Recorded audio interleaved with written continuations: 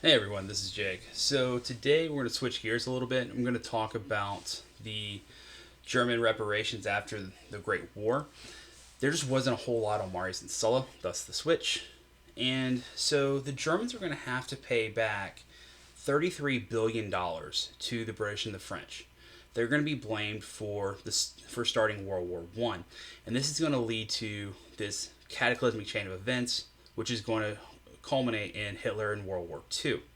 So the Germans are under extreme pressure to pay these debts. They're actually going to have to start paying $750 million a year, which equated to about 90% of their total GDP.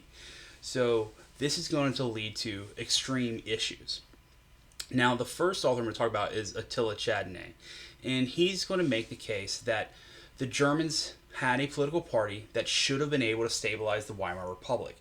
This was a party that was a moderate Protestant political party and had the coalition in order to run a stable government.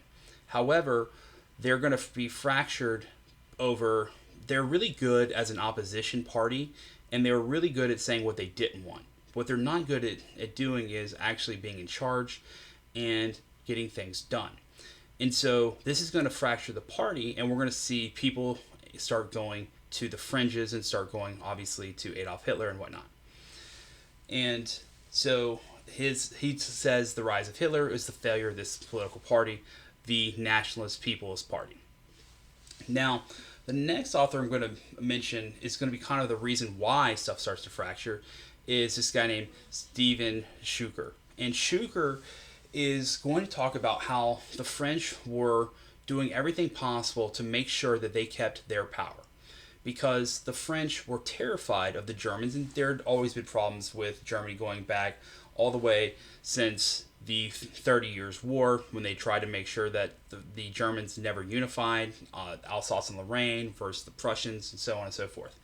And so, anyway, the French are really invested in making sure that the Germans pay off this massive debt. They want this debt to be staggering, so that way the Germans can no longer threaten them.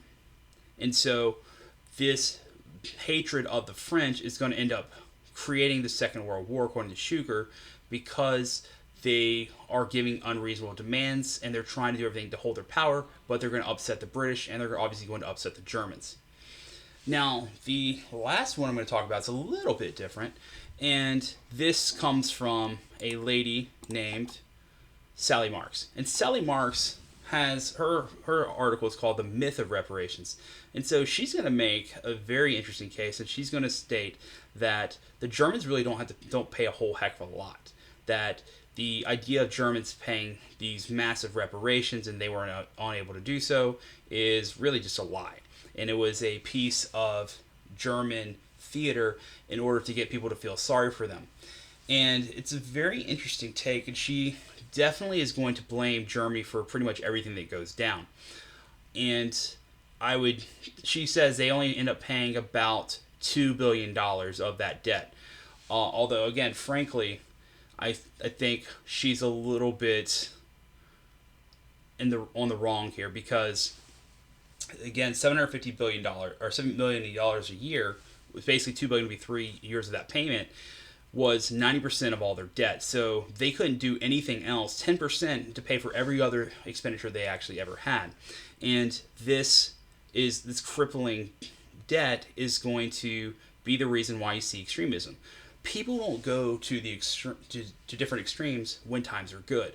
They go because times are bad. Unemployment gets out of hand.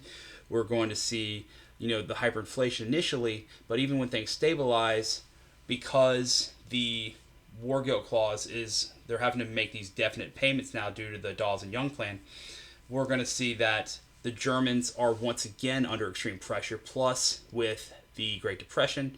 And of course, this is when you see the Nazis had less than 2% of the vote in the 1920s, and it's going to rise up to 33% by the time Hitler takes over. And again, it's because when times are bad, you turn elsewhere. And who do they turn to? The worst possible guy they can, Adolf Hitler. Thanks.